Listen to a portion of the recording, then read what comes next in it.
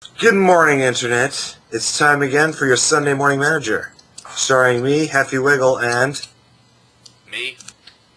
First one, Sev. Is the Leafs' record so far this season indicative of their play, or is it the weakness of their opposition? And second part of that, is the Bruins' loss good for them going forward? You know what? I gotta be honest with you, it's so early in the season, it's hard to say. I mean, there's some teams that are going to be bad. Ottawa, obviously. Winnipeg is another. But, hey, Montreal's made the playoffs. I mean, that's nothing to sniff at, really. So, and they've beaten them twice now. So, you could say that, yes, they've played weaker opponents, but again, it's early in the season, so who can really tell? I mean, everything is so jammed together now. We're not even at the 10-game mark. At the same time, you got to play who's in front of you. These are the teams that they were scheduled to play. And honestly, the Achilles heel of the Leafs the last few years, the one thing that has probably kept them out of the postseason more than anything else, has been the fact that they just haven't been able to beat non-playoff teams when they needed to. How many times have they just given up points to a team that they really should have beaten? Good point. So, is the Bruins' loss good for them, or is it just one of 82 games, and you just got to keep going?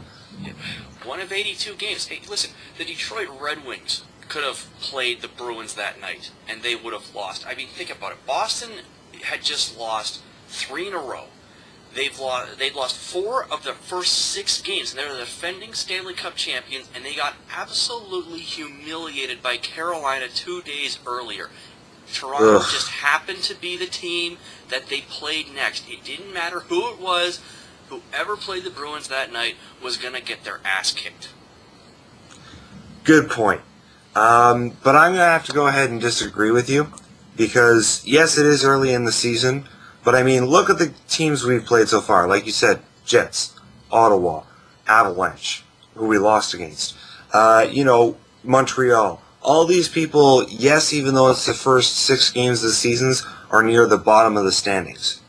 So, I mean, yeah, we beat them, and that's great, but the thing is, like, before Boston, who was really our toughest competition? Montreal, maybe? So I think that, the Boston game was a good wake-up call, because, it shows that we can't just rely on a strong third period like we did against the Jets or the Avalanche. All right. For sure. So, yeah, moving on to the next topic we are going to cover today. And how interesting that we decided to do this. This is one we came up with on Friday, and it sort of became even more relevant last night. Jonas Gustavsson, is he actually going to be a solid backup for the Leafs going forward, or is he just another one of those flash-in-the-pan guys who show up all noise and thunder and absolutely nothing else? Ugh. All right, well, here's the thing with Jonas Gustavsson, is that, he has a good season when he first came, and by good I mean he was adequate in his first NHL starts, right?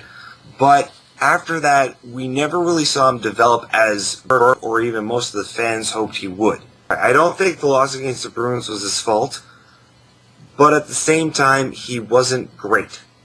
So I'm going to go ahead and say he might be a lower-tier backup goalie, but if we had someone else, like, if Ben Scrivens develops the way he can, then it wouldn't be the biggest tragedy if we shipped him off somewhere.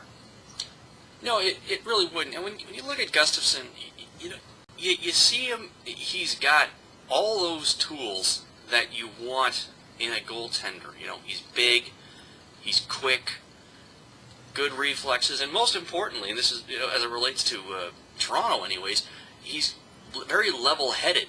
He came under intense scrutiny when he landed here because, he was the big signing, You know, he was this hot young goaltending prospect out of Sweden. You know, he was the future between the pipes for the Leafs, and he managed to keep his head very level. Now, whether or not he can pull all of those things together and actually become competent, it's hard to say. I mean, he hasn't looked good at times. At other times, he's looked great. He hasn't been healthy the whole time he's been here, so that's a cause for concern. So, can he become an adequate backup in the NHL? I think he can. Now, will he? That's really going to be up to him. There's still some parts of his game that really need to be tweaked. Yeah, I mean, you know, part of me says that we've been spoiled by the net minding of James Reimer and him being fantastic every night. But you're right. I mean, Jonas Gustavsson just hasn't put the tools together at the level that he needs to. I mean, hey, he was great in the Swedish Elite League. So what? But, you know, you're right. It's up to him and, you know, the coaching of Francois Allaire, how he's going to develop. The Winnipeg Jets. How long before the euphoria of Winnipeg actually regain their NHL team wears off and they start demanding, you know, wins? I'm going to say a while, because I think Winnipeg fans accepted the fact that they were getting a bad team that had just lost, its franchise player and Ilya Kovalchuk a year earlier, the goaltender that had been drafted as the backbone of the team didn't work out and had been traded. You know, they were in completely full rebuilding mode when they landed in Winnipeg, no pun intended. So I think they're going to be patient when it comes to wins. What I think Winnipeg fans are going to start demanding more than anything else in the next couple of years is growth. When you look at the amount of young players on that team, you know, in particular, guys like Evander Kane and Pavlik especially, they're going to want to see growth out of these players. They're going to want to see them improving, because I don't think they're going to want to sit through a second rebuild when they're already going through a first one. You know, they want to see growth from these players. It doesn't have to be immediate, but they have to see improvement from those key players that they have on forward and on defense, and especially between the pipes. Okay, that's a good point. I think so far, though, the net mining in Winnipeg is actually pretty solid. Like, when we played them, Andrei Pavlik was, well, he was fantastic for the first two periods. And I agree with you that they're going to want growth out of those players, but the reality is the Thrashers weren't very good, and I don't see a whole lot of, you know, I know the season tickets are sold out. No one likes to sit through a losing season.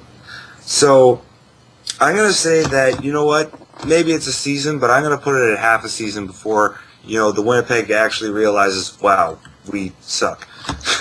So, you know, a rebuild, yeah, they're going through one, and once they realize that they suck, they're probably going to, you know, have the patience for one, seeing as, you know, when they left, they weren't all that good either. But, you know, I see it as 40 games before Winnipeg actually realizes, okay, we're probably in the running for the first overall draft pick. Yeah, that's a pretty good timeline, I'd say, and I hopefully Jets fans have prepared themselves for that, and if they haven't, they could be in for a very, very rude awakening in a few short months. All right, Yeah. That about wraps it up for another episode of Sunday Morning Manager, coming to you on a Sunday morning, as the title promises. And again, anything that you folks think we should be discussing, any topics you think we can bring up, knock yourself out, let us know, and we'll try and get to them. Thanks for watching, guys. We'll see you next week.